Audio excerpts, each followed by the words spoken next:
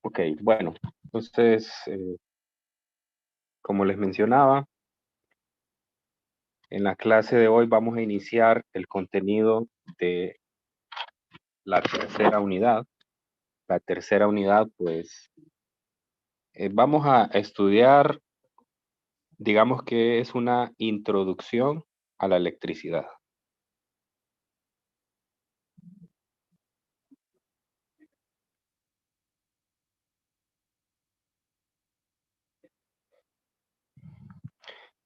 Entonces, el contenido de esta unidad se va a separar en tres temas que son los más importantes.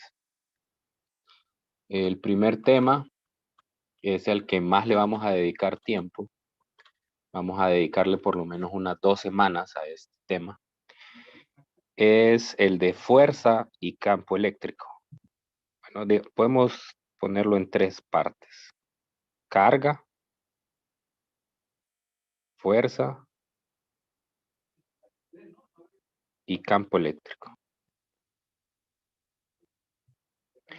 Este contenido ustedes lo pueden encontrar en el capítulo 21 del libro de texto. Recordarles que estamos ya en el segundo tomo del libro. En la carpeta virtual que les compartí al inicio de la clase, pues ahí están los 2 tomos del libro de texto, tanto del libro de Sir Szymanski como el del Resnick. Así que ahí pueden descargarlo para este contenido.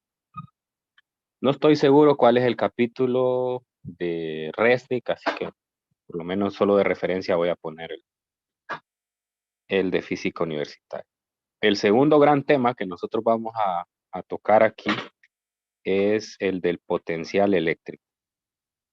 Potencial y energía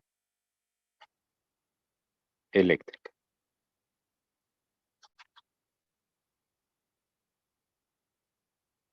Este es el capítulo 23. Entonces vamos a ir en orden. Lo primero es definir los fenómenos eléctricos, algunas primeras mediciones que tienen que ver con fuerza, con campo, que es básicamente la razón por la cual se dan los fenómenos eléctricos. Después lo vamos a relacionar con una cantidad escalar que se llama el potencial, que es una cantidad con la cual ustedes probablemente estén más familiarizados. El potencial eléctrico en el lenguaje cotidiano se le llama el voltaje. Es algo con lo que estamos familiarizados, por lo menos en las instalaciones eléctricas domésticas. Nosotros sabemos que las tomacorrientes comunes, pues, son de un voltaje de 110, como decimos, pero va en un rango de 110 a 120, porque no es una corriente continua, sino que es una corriente alterna y por lo tanto puede estar oscilando ese valor. Ese es como el voltaje nominal que nosotros utilizamos en nuestro país. Hay otros países donde el voltaje nominal es 220. Y pues bueno, también en nuestras casas podemos encontrar este tipo de tomacorrientes 220. Particularmente se usan, o los más comunes son para estufas eléctricas y para secadoras. Entonces, seguramente han visto, son unos tomas más grandes que la mayoría lo pueden encontrar en las cocinas. Bueno, entonces, después de eso, de conocer eso, vamos a hablar un poco sobre los fundamentos de los circuitos. O sea, vamos a conocer algunas cantidades que nos van a permitir profundizar en otros cursos más avanzados sobre los circuitos eléctricos. Entonces, vamos a hablar sobre la corriente, vamos a hablar sobre la resistencia y sobre la potencia. Este es el capítulo 25 del libro de texto. Entonces, el desarrollo que vamos a seguir es ese, precisamente. Vamos a entrar primero en los fundamentos de los fenómenos eléctricos, conocer las primeras interacciones que hay entre cargas eléctricas y cuál es el comportamiento que tienen las partículas en la presencia de un campo eléctrico.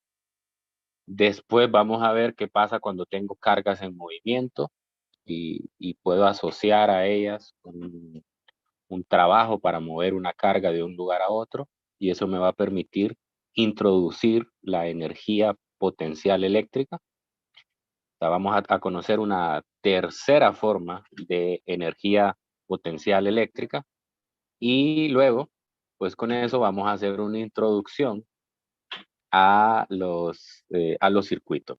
Vamos a ver circuitos muy básicos, circuitos en los cuales solo vamos a tener dos componentes. El primer componente va a ser una batería y el segundo va a ser un resistor. No vamos a entrar en más detalles, son circuitos que tienen, esto lo digo más que todo para los estudiantes de ingeniería eléctrica o los que ya tienen alguna noción de electricidad.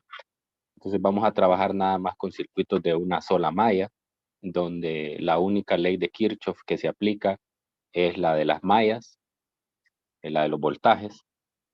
Entonces, pues son bastante sencillos. Lo digo para los que tienen ya experiencia en esta área, ¿no? Bueno, entonces como ven, son 3 capítulos. El capítulo 21 entra completo. El capítulo 23 vamos a omitir una sección que tiene que ver con el gradiente del potencial. Y en el capítulo 25 también vamos a omitir una sección que tiene que ver con el modelo microscópico de corriente. Y bueno, pues ese es el contenido. De aquí nosotros vamos a separarlo. El capítulo 21 en el campus va a ser la lección 5 y el capítulo 23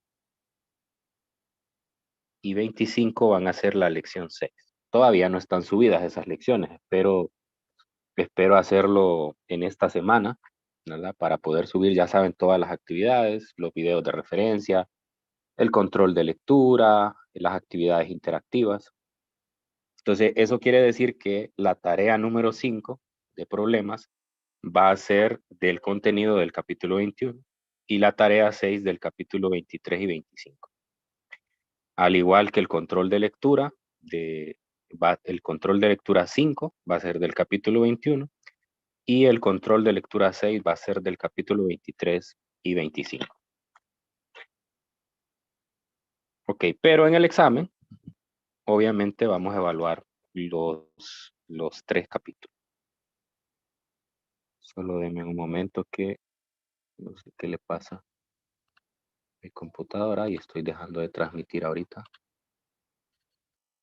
Ya está, ya volví. Bueno, entonces entremos de lleno.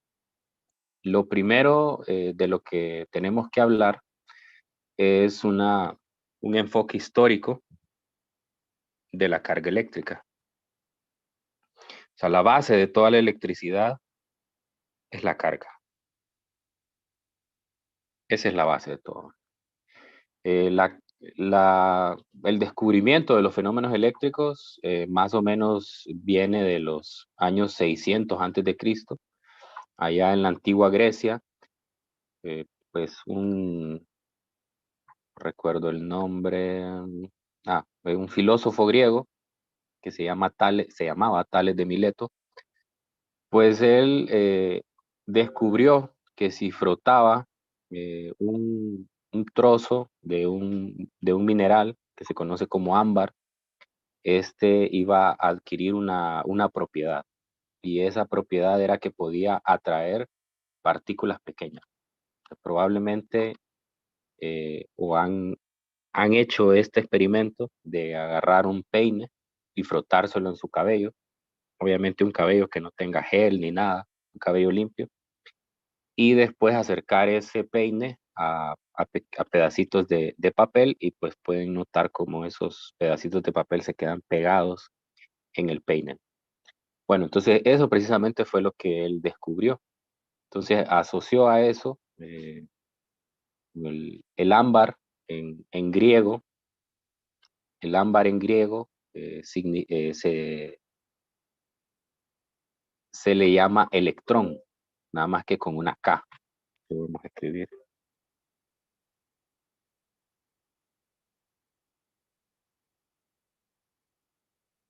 ámbar, en griego, electrón, ¿no? Entonces, de ahí es donde viene precisamente el nombre de todo este campo de conocimiento que recién se estaba fundando, ¿no? La electricidad. Bueno, entonces, con el pasar del tiempo, lo que también se fue notando es que los materiales podían adquirir dos tipos de cargas. Una carga que se le llamó la carga positiva y otra carga que se le llamaba la carga negativa. Porque se observó es que las cargas que son iguales se repelen entre sí y las cargas que son opuestas se atraen entre sí. Y ese fue uno de los avances, ¿no? Es decir, que los materiales se pueden cargar tanto positivamente como negativamente. Actualmente se sabe que esa propiedad de ser positivos o negativos tiene que ver con la estructura atómica.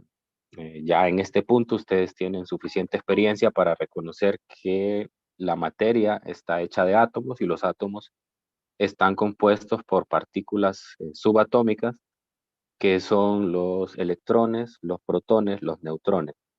En el caso de los protones y los neutrones no son partículas fundamentales, es decir, se pueden separar en partículas más pequeñas todavía, pero se sabe cuál es el tipo de carga que tienen. Se sabe que los electrones tienen una carga negativa y los protones tienen una carga positiva. Entonces, cuando nosotros hablamos de que un material se carga de forma positiva, es decir, que está perdiendo electrones de sus capas más externas, y cuando tiene una carga negativa, es decir, que está ganando electrones en sus últimas capas. A eso se le conoce porque los átomos en su estado normal son eléctricamente neutros, es decir, el número de protones con el número de electrones es el mismo y por lo tanto, al hacer una sumatoria de cargas, estas se anulan y tiene una carga cero. Pero cuando un material adquiere una carga positiva o negativa, entonces en ese caso decimos que se ha generado un ion. Un ion es un átomo que tiene un exceso o una deficiencia de carga eh, negativa. Ok. Bueno, entonces, pues por ahí viene, se funda básicamente un campo de conocimiento que se conoce como la electrostática. Es decir, la interacción de cargas, pero en reposo. Ok, entonces, bueno, hay muchas maneras de poder tener cargas positivas y negativas, pero por lo menos el experimento que más se conoce es el que tiene que ver con frotar materiales. Frotar materiales. Nosotros, por ejemplo, tenemos un plástico y este lo frotamos con piel. Entonces lo que podemos ver es que este se carga negativamente y si tenemos, por ejemplo, una barra de vidrio y lo frotamos con seda, entonces este se carga positivamente. Y que después cuando nosotros acercamos estos dos materiales, el vidrio y el plástico, pues se van a atraer entre sí. Entonces eso fue lo que permitió reconocer que existían tanto cargas positivas como negativas. Bueno, como les decía, todo esto tiene que ver con la estructura atómica. Por lo tanto, en la medida que el entendimiento de la materia se fue desarrollando, entonces pudimos tener un poco más claro de qué se trataba esto de los fenómenos eléctricos. Por lo tanto, ya actualmente, como les he mencionado, se sabe que en el átomo tenemos partículas cargadas y que la ausencia o el exceso de estas partículas cargadas es la que provoca que la materia tenga una carga positiva o negativa. Entonces, en el caso de los protones, las cargas que éstas tienen son una combinación, los protones y neutrones son una combinación de las partículas fundamentales que lo componen. Por ejemplo, un neutrón, vamos a escribirlo acá,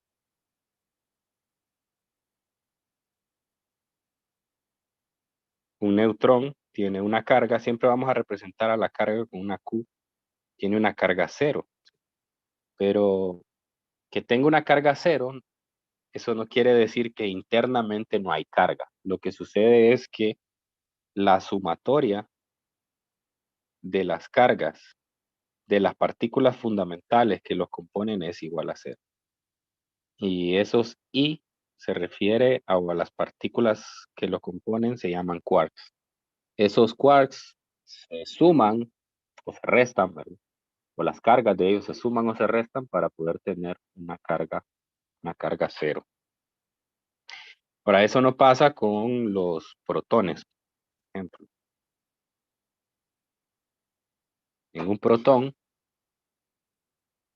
protón, la carga es positivo E. Ya vamos a hablar qué es E. E es una constante de la física que se conoce como la carga fundamental.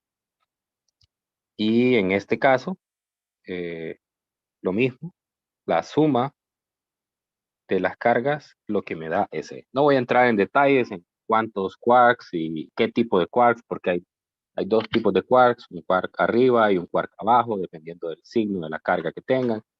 No me voy a meter en esos detalles. Pero al sumar las cargas de ellos, entonces voy a tener un valor de E. O sea, E es una constante.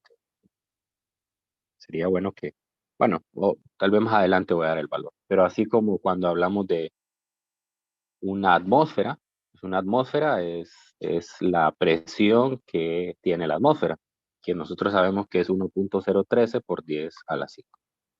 Entonces, para simplificar y no dar ese número tan grande, se creó esa nueva unidad de presión que se llama la atmósfera, de manera que eso tenga un valor de 1. Lo mismo pasa con muchas otras cantidades en la física.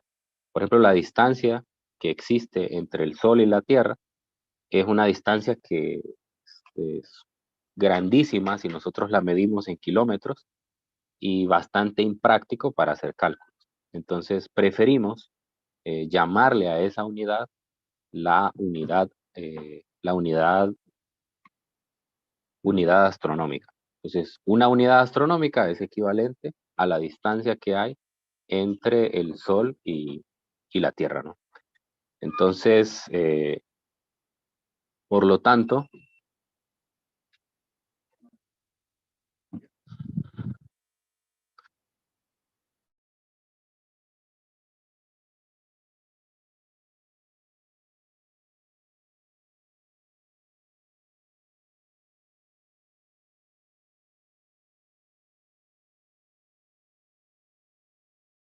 como la carga fundamental. Ahora tenemos los electrones. Un electrón tiene la misma carga del protón, solamente que negativa.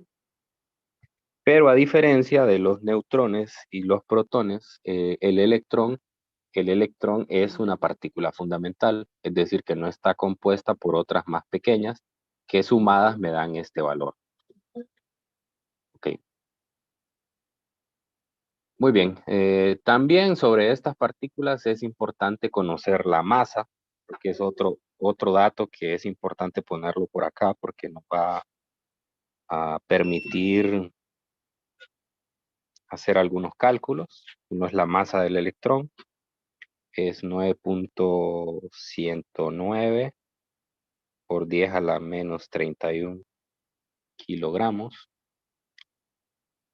La masa del protón, que es 1.672 por 10 a la menos 27. O sea, vean cuántos, parece bastante pequeña la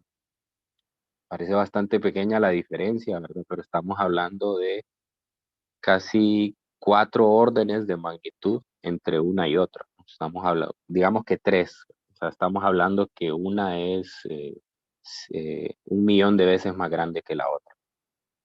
1.000.000 de veces más pesada, perdón, que la otra. Del neutrón no vamos a poner su masa, no tiene sentido porque como es una partícula neutra, Entonces nosotros nos va a interesar esa partícula para hacer cálculo. Solo mayormente vamos a trabajar con protones y electrones. Ok. Bueno, entonces, ya teniendo esto en cuenta, nosotros podemos hablar de lo que se llaman los iones.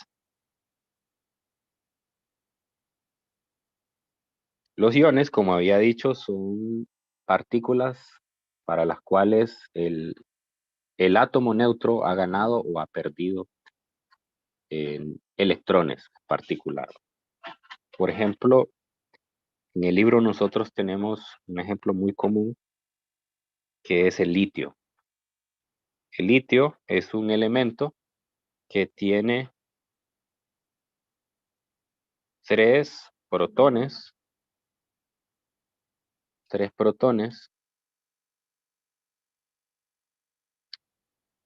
4 neutrones y 3 electrones. Entonces, si se fijan, en un átomo neutro, el mismo número de protones hay de electrones. Ahora, si yo quiero generar un litio, que se conoce así como litio más, es decir, que tiene un exceso de carga positiva, entonces en este caso yo lo que voy a tener son 3 protones, siempre los 4 neutrones, pero voy a perder un electrón. Entonces, esta partícula en la sumatoria de sus cargas, pues va a tener un exceso, es decir, va a tener una carga más E al sumar sus cargas. Esta primera, la sumatoria de las cargas es igual a 0 y por tanto es eléctricamente. Y puedo generar un litio menos también. Litio menos sería 3 electrones, siempre los 4 neutrones, pero 4 electrones. Entonces, de esta manera, la sumatoria de las cargas sería negativo E, o sea, la carga de un electrón. Muy bien, entonces a eso se les conoce como un ion positivo en el primer caso, un ion negativo, y a esa ganancia o pérdida de electrones se le conoce como una ionización. La ionización. Bueno, eso hace que nosotros tengamos que clasificar a los materiales en 2 tipos. Hay materiales que son conductores y hay materiales que son aislantes. La diferencia entre el uno y el otro, pues, es que son materiales que se dejan cargar más fácilmente que otros. Como les decía, el experimento más fácil de cargar es frotar con una tela o con un material a otro. Y si este se deja cargar, hacer el experimento de los pedazos de papel, entonces, y si este se carga rápido, pues decimos que es un conductor. Si cuesta mucho o prácticamente no se puede, decimos que es un aislante. Una definición similar puede haber cuando nosotros tengamos ya el concepto de corriente, porque en la corriente pues también hay materiales que dejan fluir más fácilmente la corriente que otros, como por ejemplo el cobre, que es el más utilizado en las instalaciones. Bueno, entonces, ya que estamos aquí, eh, vamos a introducir una ley que me permite cuantificar la fuerza de atracción o de repulsión. O sea, yo les había mencionado que históricamente se sabe que si yo tengo una carga positiva, bueno, vamos a familiarizarnos ya con una especie de código de colores que vamos a usar en la clase, y es que las cargas positivas las vamos a representar en color rojo y las cargas negativas las vamos a representar en color azul. Entonces, en este punto de la historia ya se sabía que las cargas de igual signo se repelen entre sí. Es decir, que si yo dibujo aquí una línea imaginaria que une a las dos cargas, entonces yo puedo cuantificar una fuerza. Entonces, esa fuerza es una fuerza de repulsión. O sea, es una fuerza, llamémosle a esta la carga 1 y a esta la 2. 1, 2. Entonces, esta es la fuerza que ejerce la carga 2 sobre la 1. Es una fuerza de repulsión. Es como que la fuerza 2 está empujando en la dirección opuesta a la carga 1. Y lo mismo puedo del otro lado. O sea, puedo decir que aquí hay una fuerza. Fíjense en la notación que estoy utilizando. Vean el subíndice. El primer número del subíndice representa la carga que está interactuando y el segundo subíndice representa la carga de referencia. Entonces, F12 significa la fuerza que ejerce la carga 1 sobre la carga 2. Entonces, en este caso yo puedo identificar que esa es una fuerza de repulsión porque va en la misma línea que une las cargas, pero alejándolas entre sí. Lo mismo puedo observar cuando tengo dos cargas negativas. Aquí sería F21 también.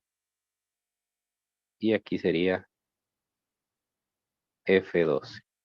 Bueno, eso ya se sabía. Digamos que esto se pudo comprobar de manera experimental. No había que tener una teoría elegante sobre electricidad para saberlo. Y pues se observaba lo contrario, como les digo. Si yo tengo una carga positiva y una carga negativa y las uno mediante una línea, entonces aquí voy a tener una fuerza en la otra dirección, ¿no? Aquí sería, esta sería la carga 1, esta la 2, F12. Esa sería, podríamos decir que en este caso, no, perdón, esta es la fuerza 2-1. Podríamos decir que esa es la fuerza que ejerce la carga 2 sobre 1, pero es una fuerza de atracción. Si se fijan, la flecha va en la dirección para unir las cargas. En el primer caso, la flecha va en la dirección que separa a las cargas. Y también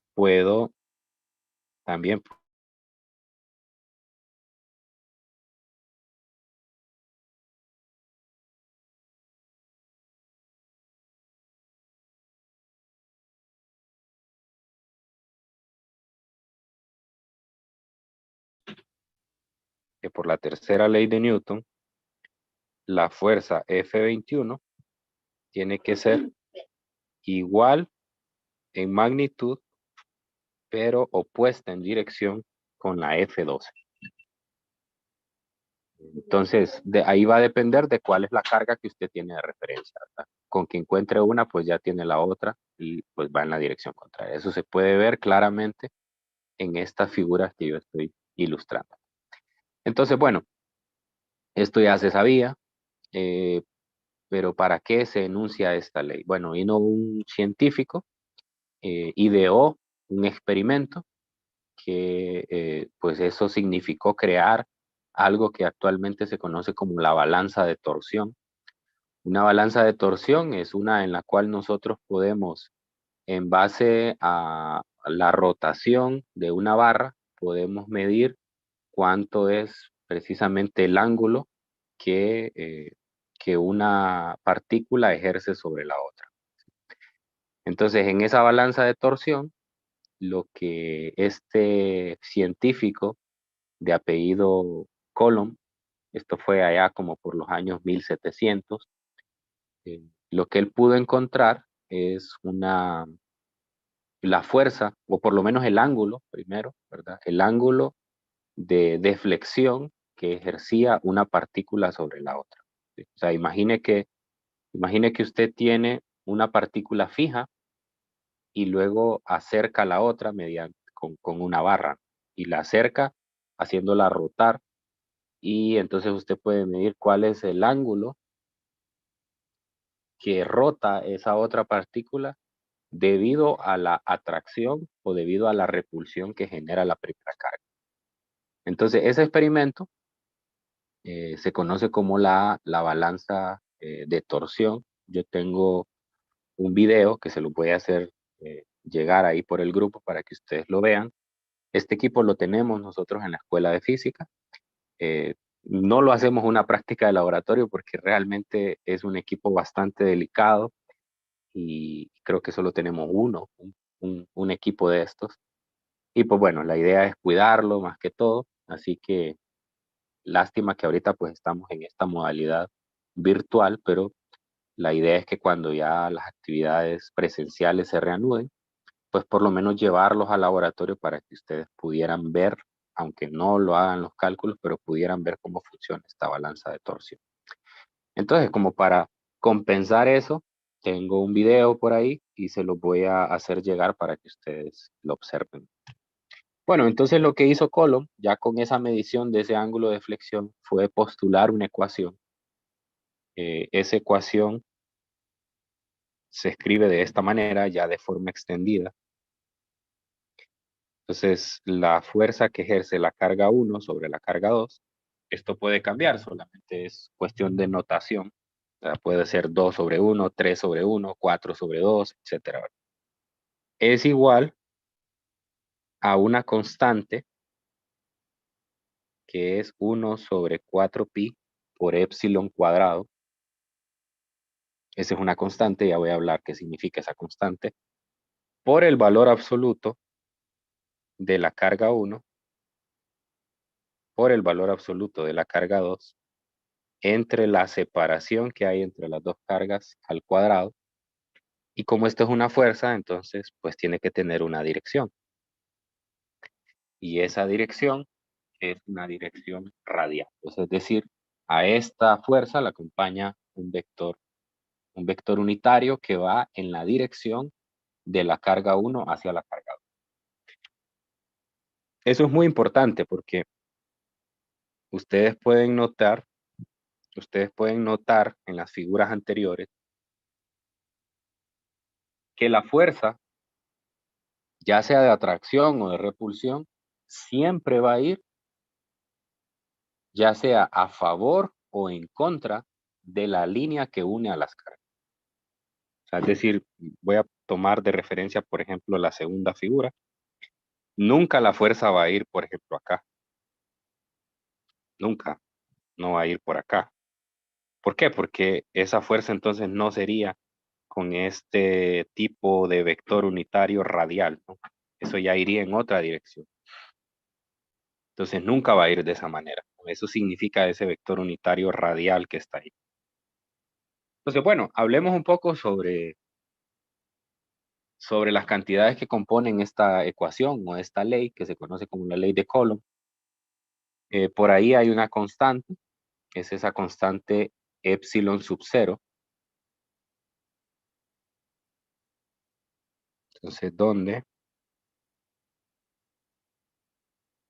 epsilon sub 0 es igual a ver, por aquí debería de estar, ya, 8.854 por 10 a la menos 12, y las unidades que tienen son Coulomb cuadrado entre Newton por metro cuadrado. Entonces, desde ahí de antemano les estoy adelantando que Q representa la carga y la unidad que se ha nombrado en el sistema internacional para la carga es el Coulomb, que se abrevia con la letra C mayúscula. Esa es una unidad básica del sistema internacional, así como lo es el metro, el kilogramo, el segundo. O sea, es decir, no son unidades compuestas que vienen de otras más fundamentales. Entonces, esta es una unidad básica, la unidad de carga, el Coulomb. Y pues, obviamente, como notarán, se hace en honor a este científico que postuló esta ley de interacción entre cargas.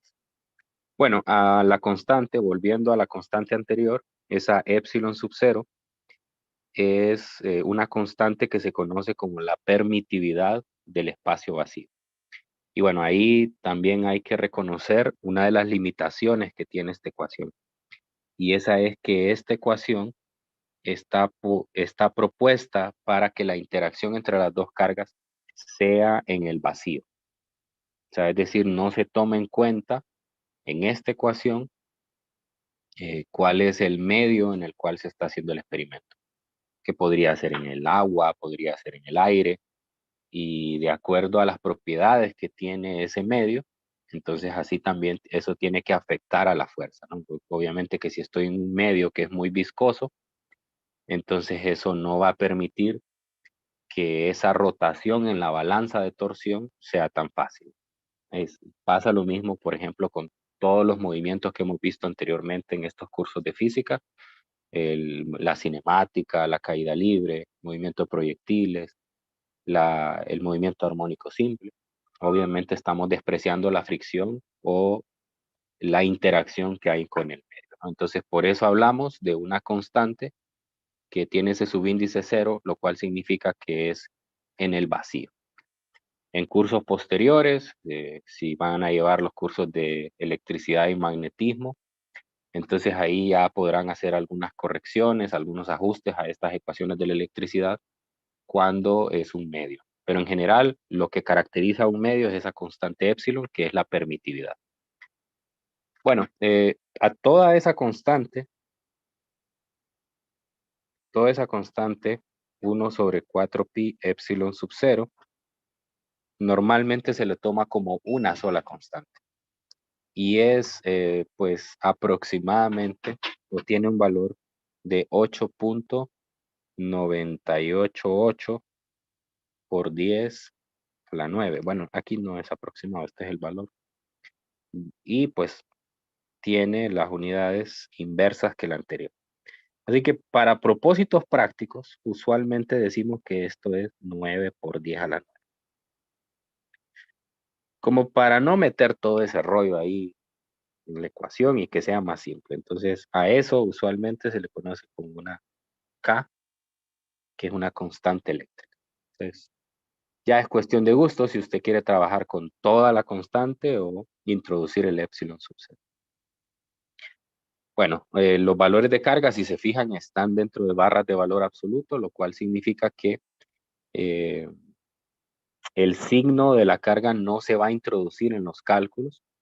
Ya mañana que veamos un poco más de cálculos y algunos problemas prácticos, vamos a ver cómo se introduce, pero por lo menos en esta ecuación no se introduce de manera directa el signo, sino que va a ser cuando nosotros tengamos que reconocer si se trata de una atracción o de una repulsión. Luego, pues si se fijan, tenemos un radio R ahí en el denominador, pues es aquí, ¿verdad? Es la distancia R12 que hay entre una carga. La distancia más corta que hay entre las dos cargas. Y R12 es un vector unitario, el cual yo voy a dibujar aquí por lo menos en estas figuras. Un vector unitario, recuerden que es un vector que tiene magnitud 1. Entonces, ese vector unitario viene precisamente aquí. Y este sería el vector unitario R, en este caso 1, 2, o aquí el vector unitario R2, 1. Es un vector radial. Cuando hablo de radial, es que el vector puede ir en la misma línea que une la carga 1 con la carga 2, como en el caso de una esfera. Si yo tengo una esfera, entonces el radio se mide desde el centro hacia la orilla de la esfera. Entonces, así se define el radio. Entonces, lo mismo pasa. Imagínese que en el centro de la esfera imaginaria usted tiene una carga y en el borde o en la orilla de la esfera tiene a la otra. Entonces, la línea que une, esa es un radio. Entonces, por lo tanto, por eso digo que ese vector es un vector radial. Entonces, radial es que va hacia afuera, pero también puede ser antirradial. Entonces, las repulsiones son radiales en términos estrictos de lo que es un radio. Y las repulsiones son radiales y las atracciones son antirradiales, porque van para acá. Este sería el negativo de R12 y este sería el negativo de R21. ¿Por qué? Porque ahora estoy con la situación opuesta de la esfera. Entonces, el radio se mide desde el centro hacia la orilla, pero el negativo del radio sería medirlo desde la orilla hasta el centro. Entonces, eso es lo que pasa aquí con una atracción. La fuerza va antirradial, o sea, en la dirección opuesta a la que debería de ir el vector unitario radial. Tal vez estarán, si pusieron atención en cálculo 2 cuando les explicaron las coordenadas esféricas, pues bueno, esto no les resulte tan difícil de entender, ¿verdad? Si no, les recomiendo que le den una leída. Ahora, con esto no quiero decir que en la clase vamos a trabajar con coordenadas esféricas, para nada. Siempre vamos a seguir trabajando con coordenadas cartesianas.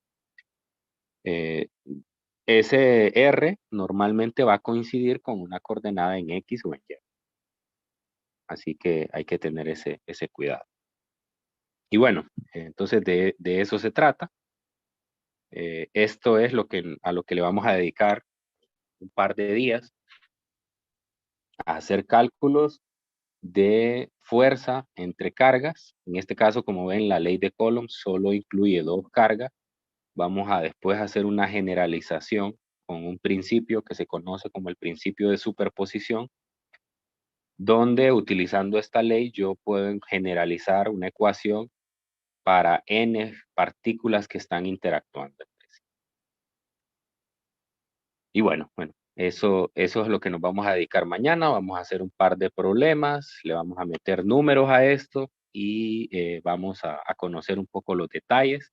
Para mañana yo les recomiendo que repasen la sumatoria de vectores por el método de las componentes, porque eso va a ser lo que más vamos a necesitar en estos problemas. Hay un fuerte componente de vectores aquí, así que si pueden ir desempolvando esos apuntes que hicieron en vectores y matrices. Entiendo que en física 100 también utilizaron un poco de vectores, así que por ahí va la cosa. Entonces, antes de cerrar la clase, no sé si tienen alguna duda, algún comentario, alguna observación sobre lo que estuvimos hablando.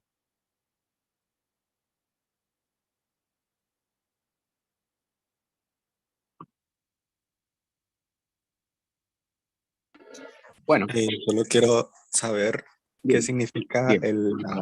la KE que tienen.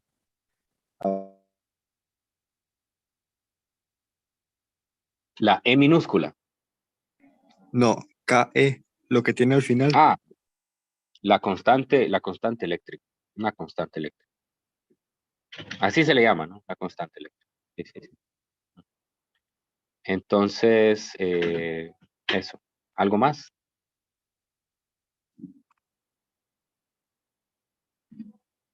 Bueno, entonces aquí nos quedamos hoy y mañana seguimos hablando de esto. Como les digo, repasen un poco sobre vectores para que mañana no anden tan perdidos. Me imagino que ya días no lo utilizan, pero sobre todo si van a llevar electricidad y magnetismo, eso va a ser el día a día, así que no vayan olvidando esos conceptos. Bueno, que tengan un feliz día. Nos vemos mañana. Nos vemos, licenciado. Nos vemos, licenciado. Feliz día.